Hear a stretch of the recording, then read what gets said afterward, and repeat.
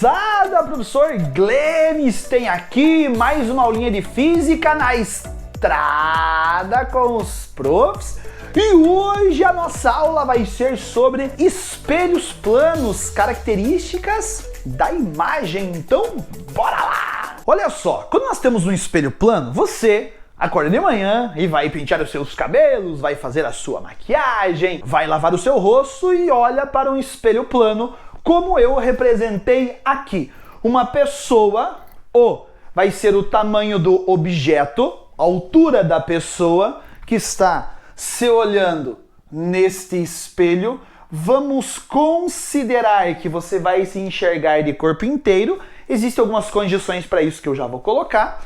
E também nós temos aqui um espelho. E vai ser o meu espelho, o tamanho do meu espelho, ok? E essa pessoa, ela vai estar a uma certa distância desse espelho.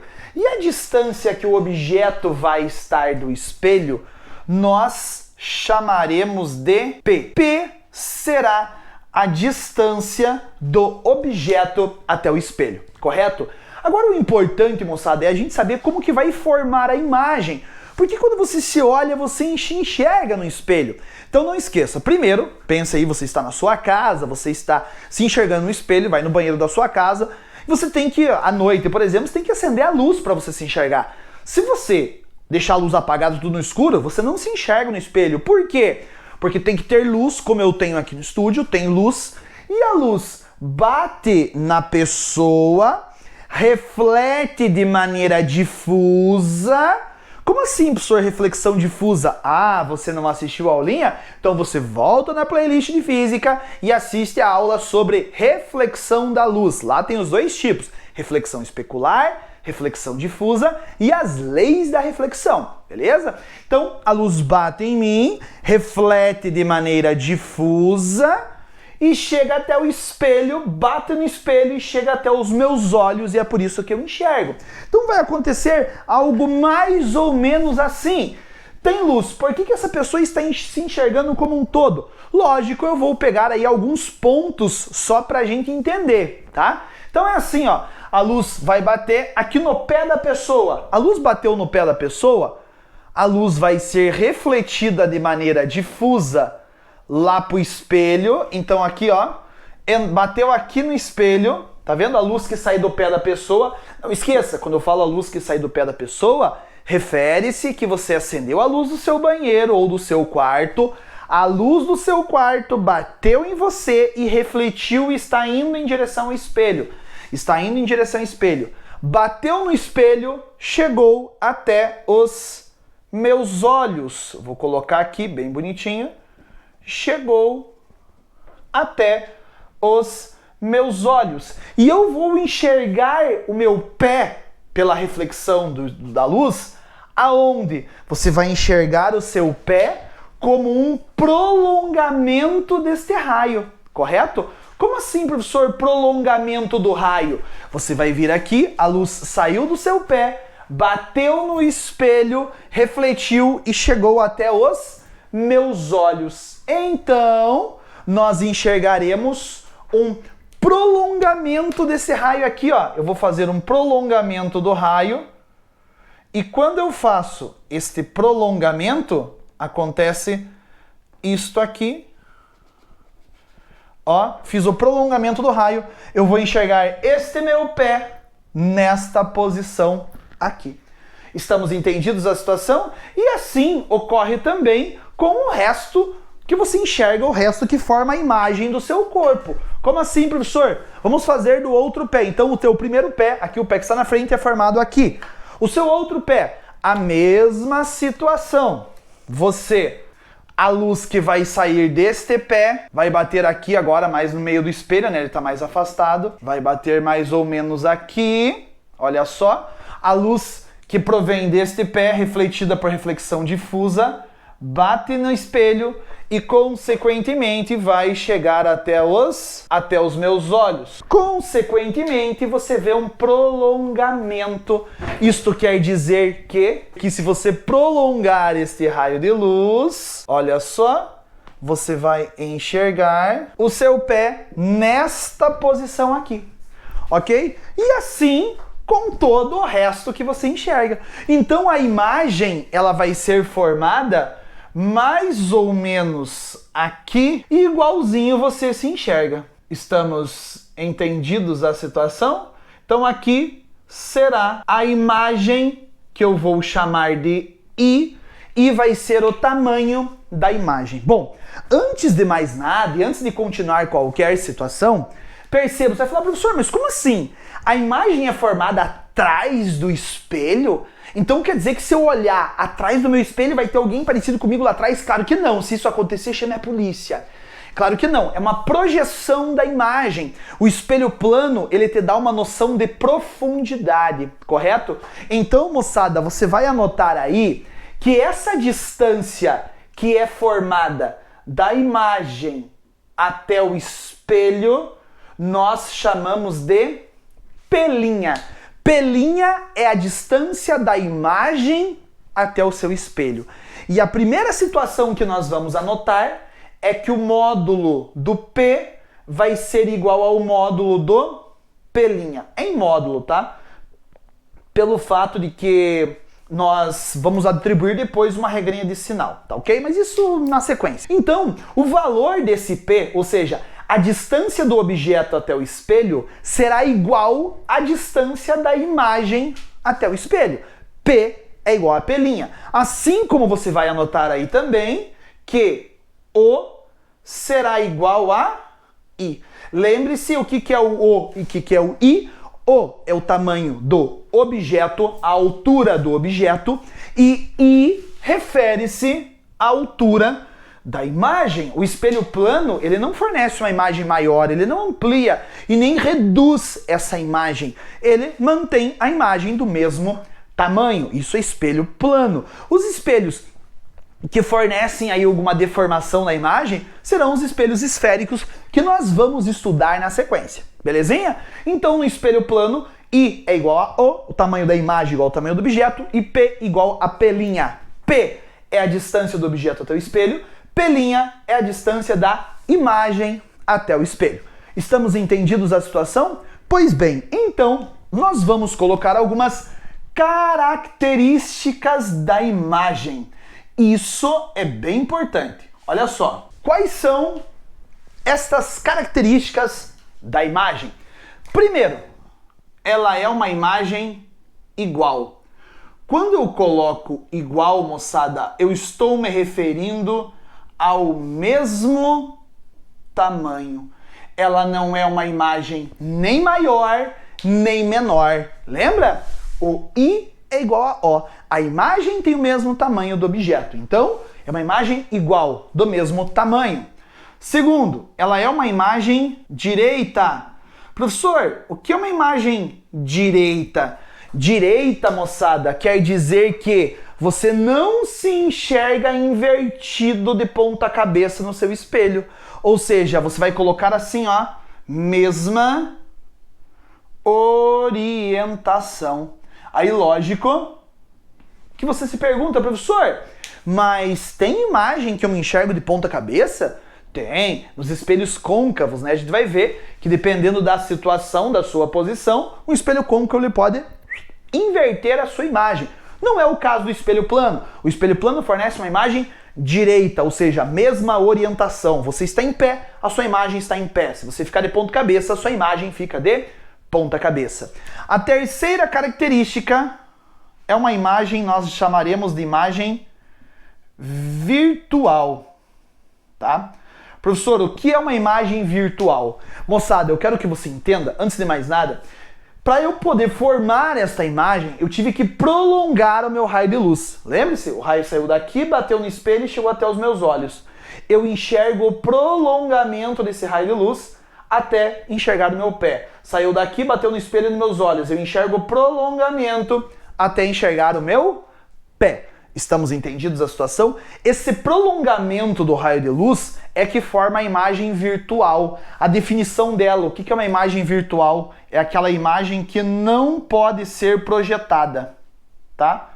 Não pode ser projetada. Como assim, professor, imagem projetada? Por exemplo, se todo mundo já viu aí o multimídia, o aparelho multimídia, você liga no computador, ele projeta uma imagem na parede, no telão. O cinema, ele projeta uma imagem na tela do cinema. Essa projeção da imagem, aquela imagem que você está vendo, é chamada de imagem real. Ela forma-se fora do sistema óptico. A imagem é como se fosse uma... Ela se forma fora do sistema óptico, né? Ela projeta na parede e esta projeção na parede nós chamaremos de imagem real. O espelho plano, ele vai fornecer imagem virtual. Porém, você vai anotar aí, ó, que este objeto vai ser um objeto real, tá? Então, o espelho plano só forma imagens virtuais. Ele só forma imagens virtuais de objeto real. Como assim, professor? Eu não sei o que é objeto real ou objeto virtual, tá? O objeto, ele pode ser tanto real quanto virtual, beleza? Objeto real é quando a luz está saindo desse objeto. Ou seja, nesse meu caso, eu sou objeto real, a luz aqui do meu estúdio bate em mim e sai de maneira divergente, diverge de mim para todos os lados e você enxerga eu pela imagem formada pela câmera. Isso é objeto real, que é o que vai acontecer nos espelhos planos, tá? Para você se enxergar, você vai na frente do espelho plano. Você fala, professor, e o que seria um objeto virtual? Por exemplo, você está vendo essa imagem aqui? Eu poderia usar esta imagem para outro espelho. Ou seja, essa imagem é uma imagem virtual do meu objeto. Mas se eu utilizar esta imagem para formar outra imagem no outro espelho, que é o que a gente vai ver na sequência, o número de imagens, essa imagem poderia ser o meu objeto. E esse meu objeto seria um objeto virtual. Estão entendendo a situação? Nossa, professor, é meio confuso. Mas não se preocupe que na sequência aí, principalmente em espelhos côncavos que ele projeta a imagem, eu acho que fica um pouquinho mais claro. Mas a princípio nós vamos analisar apenas o objeto real, aí para objetos reais, a imagem formada por espelho plano é uma imagem virtual. Estamos entendidos da situação? E a quarta característica, você vai anotar aí, o espelho plano ele fornece uma imagem revertida, também conhecida como enantiomorfa. Quando eu falo para vocês em uma imagem enantiomorfa, ela reverte, não inverte, ela reverte. Como assim, professor? Ela não fica de ponta cabeça, ela inverte da esquerda para a direita. Você chega na frente do espelho, você levanta a sua mão direita, lá no seu espelho ele vai aparecer que a imagem levantou a mão esquerda. Se você levantar a mão esquerda, lá no seu espelho ele levantará a mão direita. Por isso que na frente da ambulância vem escrito ambulância ao contrário, para que você possa olhar no seu espelho e enxergar a ambulância escrito de maneira correta. Essas são as características das imagens formadas por um espelho plano. Entendemos a ideia? Tranquilo? Olha só, nós temos uma condição para que você possa se enxergar inteiro no espelho. E para você se enxergar inteiro no espelho, o espelho não precisa ser tão grande assim. Ele não precisa ter o teu tamanho, por exemplo, né? Eu tenho 1,73 m. E para eu me enxergar inteiro no espelho, o espelho tem que ter 1,73 m? Não, claro que não. Então, quanto precisa? Qual é a condição para que forme a minha imagem por inteiro? Olha só, são duas bem fáceis. É tudo por semelhança de triângulo, tá? Lembre-se, eu acabei de montar essa imagem formada por um espelho plano, então eu tenho um objeto, a luz que sai do meu pé bate no espelho e chega até os meus olhos. O prolongamento dela, a projeção desse raio forma a minha imagem lá atrás do espelho, imagem virtual. Assim como o que sai aqui dos meus olhos, bate no espelho e volta até mim e eu enxergo a projeção da imagem lá atrás, a imagem virtual. Você percebeu que aqui, ó, com o tamanho da imagem que vocês estão vendo e a distância do objeto até a minha imagem, você percebe que formou aqui um triângulo aqui, ó? Formou um triângulozinho aqui, não formou? Vou até riscar aqui, ó. Formou um triângulo, não formou? Então você percebeu que aqui você tem um triângulo beleza? E aqui você tem outro triângulozinho pequenininho, formado com o tamanho do espelho. Então o que eu posso fazer? Vou fazer uma semelhança de triângulo só para a gente analisar isso. Então olha só, olha o tamanho da minha imagem aqui, tá vendo? Eu posso dizer que o tamanho da minha imagem está para, ó, esse triângulo. O tamanho da minha imagem está para essa distância aqui, ó, da imagem até o objeto, tá vendo? O tamanho da imagem está para essa distância. Ou seja, a distância da imagem até o objeto, não esqueça que é P mais P'. Então, o tamanho da imagem está para P mais P'. Assim como, ó, um triângulo, essa distância está para esta, assim como essa distância, mas essa distância é o tamanho do meu espelho. Assim como o tamanho do meu espelho está para essa distância, que é o P. Fiz simplesmente uma semelhança de triângulo. Conseguiram enxergar aí? Então, essa distância está para esta, assim como essa está para essa. Ok? Bom, mas aí nós temos umas considerações a fazer. Quais considerações? Você sabe que o tamanho da imagem é igual ao tamanho do objeto. Então, a imagem tem o mesmo tamanho do objeto. Que está para P mais P'. Mas espera lá. P e P', eles não são iguais? Então eu posso chamar de X. X e X. Não posso? Se eles são iguais, P mais P', X mais X vai dar 2X. Assim como o tamanho do meu espelho está para P, que é X. Consequentemente, eu posso cortar o X e sobrou apenas que o tamanho do meu espelho tem que ser, no mínimo, metade do tamanho do objeto. Então, moçada, e não depende, percebeu que eu cortei as distâncias, não depende da distância que você está do espelho, tá? Então, o espelho não precisa ter o teu tamanho. Você tem quanto de altura aí? Ah, professor, eu tenho 1,60 m. Ah, você tem 1,60 m? Então o teu espelho tem que ter, no mínimo, metade da sua altura, ou seja, 80 centímetros. Professor, eu tenho 2,10 m. Você é altão, hein, cara? Você tem 2,10 m? Então o teu espelho tem que ter no mínimo 1,05 m para você se enxergar por completo, correto? E assim, da mesma maneira, nós vamos considerar também por semelhança de triângulo, só que de agora você já entendeu, fica mais fácil, né? Eu posso colocar direto aqui. O teu espelho, ele não pode ser colocado a qualquer altura do chão, tá? Então percebam que esse espelho aqui, ó, ele está a uma certa altura do chão, que eu vou chamar de Y.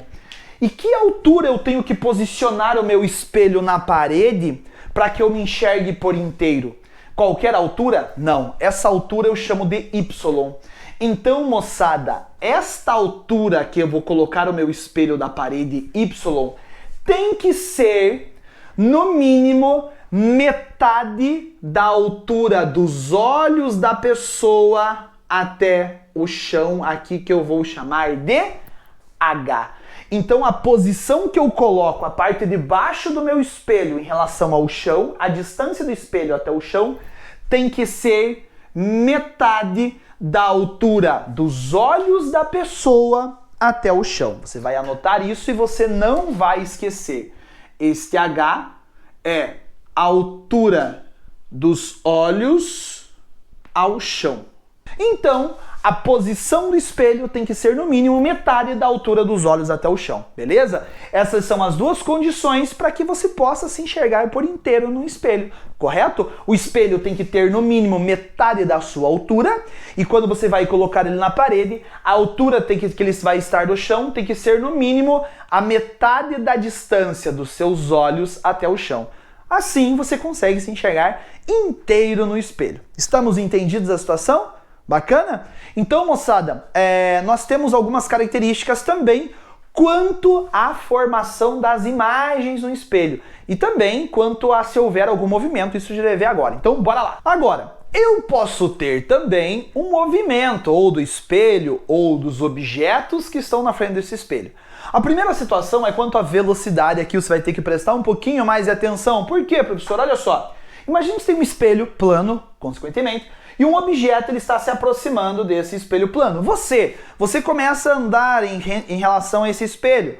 Consequentemente, a sua imagem vai começar a se aproximar também. E lógico, né? Com a mesma velocidade em módulo, né? Quando você se mexe na frente do espelho, a sua imagem se mexe com a mesma velocidade. Porque se você se olhar no espelho e levantar a mão, e a sua imagem ficar te olhando, e de repente ela levantar a mão depois, aí você se muda dessa casa, vai embora daí, gente, não é legal.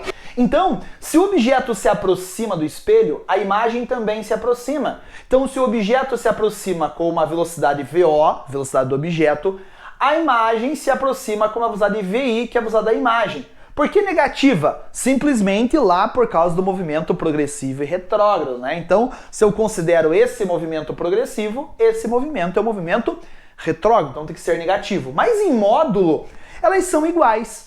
Então, em relação ao espelho, se esse cara está se aproximando com uma velocidade de 10 metros por segundo, esse cara também está se aproximando com uma velocidade de 10 metros por segundo em módulo, ou seja, em relação ao espelho, as velocidades das imagens e do objeto elas são iguais.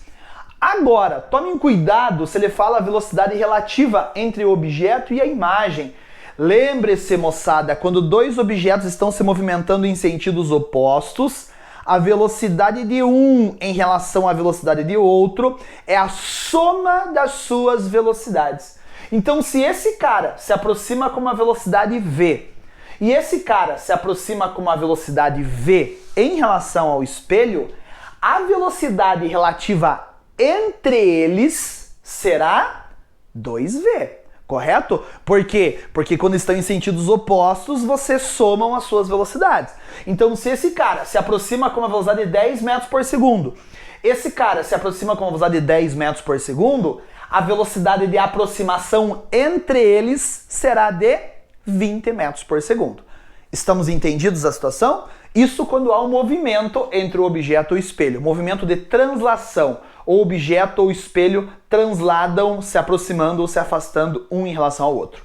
Agora, eu posso ter no meu espelho o movimento de rotação. Vamos imaginar aqui, você tem um espelho como você está vendo, vou colocar o meu espelho aqui, tá? Tá aqui o meu espelho, vou colocar os risquinhos pro lado de lá, para ficar mais fácil. Aqui está o meu espelho, correto? E aqui eu tenho um objeto, e esse objeto, consequentemente, forma a sua respectiva imagem. Sabe o que eu vou fazer? Eu vou pegar esse espelho daqui, ó, como vocês estão vendo, e vou rotacionar esse espelho, correto? Olha, esse espelho está aqui. Eu vou fazer o seguinte, eu vou fazer assim com esse espelho. Eu vou rotacionar o meu espelho. Então agora, eu quero que vocês entendam, eu vou rotacionar o meu espelho um certo ângulo aqui, ó. Agora aqui estará o meu espelho. Tá vendo? Eu rotacionei um ângulo que eu vou chamar de ângulo alfa. Eu rotacionei o meu espelho. E, consequentemente, assim como vocês podem imaginar, se você está se olhando no espelho e você girar o seu espelho, a posição da sua imagem vai mudar de lugar também. Lógico, olha só, agora o que vai acontecer? Quando a luz proveniente desse objeto bater, agora como o espelho rotacionou, ela vai ser refletida não diretamente como estava anteriormente paralelo, né? Ela vai ser refletida, porém, não esqueça, vai bater aqui, ele vai refletir mais ou menos essa luz desse objeto, mais ou menos para lá. Concordam comigo? Ou seja, antes a luz batia aqui no espelho e voltava em linha reta. A imagem era formada aqui embaixo. Se eu rotacionei o espelho, agora a luz que sai desse objeto bate no espelho e vai ser refletida para lá. Lembre-se, a imagem é formada pelo prolongamento dos raios. Então, moçada, a nova imagem vai ser formada mais ou menos aqui agora. Estamos entendidos? Ou seja, se eu rotacionar o meu espelho, a minha imagem também muda de lugar, de tal maneira que você percebeu que ela também rotacionou um pouquinho. E se eu medir esse ângulo com que ela rotacionou antes e depois, vai dar exatamente o dobro do ângulo alfa que eu rotacionei meu espelho. Então, se eu rotacionar o meu espelho de 30 graus, a minha imagem muda de lugar equivalente a 60 graus. É o dobro do que eu rotacionei meu espelho. Estamos entendidos a situação? Tranquilo? Aí você fala assim, professor, mas e se eu tiver mais de um espelho? Eu posso ter posso ter 2, 3 espelhos? Então nós vamos analisar a respeito da associação de espelhos. Bora lá. Então vamos imaginar que você tem 2 espelhos planos. Esses 2 espelhos planos estão associados de tal maneira que formam um ângulo alfa entre esses espelhos, correto? Se eu colocar um objeto aqui no meio, cada espelho vai formar a sua imagem. Então olha só, esse espelho aqui forma uma imagem deste objeto aqui, que é uma imagem revertida, enantiomorfa, e esse espelho forma uma outra imagem, então eu vou chamar imagem formada pelo espelho 1, imagem formada pelo espelho 2, que também é uma imagem revertida, enantiomorfa. Mas espera lá, esta imagem aqui, ela ainda está no campo de visão desse espelho. Então essa imagem servirá de objeto para esse espelho. Então esse espelho vai formar uma imagem desta imagem aqui, ó. Uma outra imagem que eu vou chamar I3. E detalhe, tomem cuidado, aqui está o meu objeto. Essa imagem é revertida, da direita para a esquerda. Essa imagem é revertida, enantiomorfa. Essa imagem aqui, ela é revertida dessa, ou seja, ela torna-se agora igual ao objeto. Assim como essa imagem vai servir de objeto para esse espelho e vai formar uma outra imagem que eu vou chamar de I4 e você vai falar, meu Deus, que confusão! Por isso que quando nós colocamos 2 espelhos associados, podem formar muitas imagens. E tem como a gente calcular esse número de imagens formadas por 2 espelhos planos. O número de imagens formadas por 2 espelhos planos será 360 divididos por alfa menos 1. O menos 1 é porque nós estamos desconsiderando o objeto, tá? Eu estou calculando apenas o número de imagens formadas. Então, se você tem 2 espelhos planos associados com 60 graus, 360 divididos por 60, 6. 6 menos 1 forma 5 imagens. Então não esqueça, serão 5 imagens mais o objeto. O que eu quero que você anote aí é algo bem importante que você vai anotar o seguinte. Se 360 divididos por alfa, essa conta aqui, esqueça o resto. Olha só essa conta aqui. Se 360 divididos por alfa for um número par, você vai anotar que o objeto pode estar em qualquer lugar. Como assim, professor? Independente se só essa parte da conta. Pega 360 e divide pelo ângulo entre os espelhos. Se der um número par, você pode colocar o objeto em qualquer lugar que fique dentro do campo de visão dos espelhos, em qualquer lugar que você vai enxergar o objeto. Agora, se 360 divididos por alfa der um número ímpar, o objeto ele não pode estar em qualquer lugar. Ele tem que estar exatamente, vou colocar assim, ó, no meio dos espelhos. Ou seja, no plano bissetor que divide o ângulo no meio. Nossa, professor. Então assim, ó, tá vendo esse ângulo aqui? Se 360 divididos por alfa der um número ímpar, você vai dividir esse ângulo bem no meio. Então se aqui é 60 graus, você vai dividir bem no meio. 30.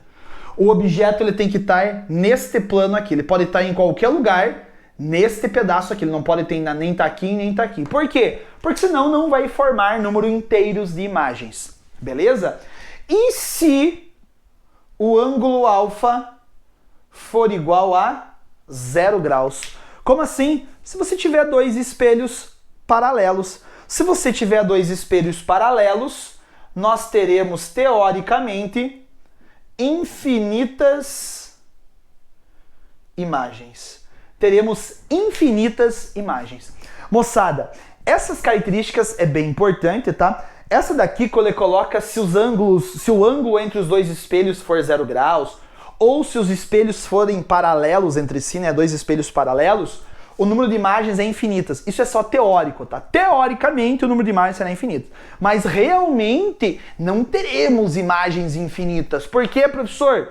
Pelo fato cada vez que a luz reflete, ela absorve um pouquinho, então as imagens serão finitas. Mas muitas imagens. Estamos entendidos a situação? Tranquilo? Bacana? Então, moçada, uma aulinha de reflexão da luz, espelhos planos, formação de imagem, rotação, translação do espelho, muitas informações.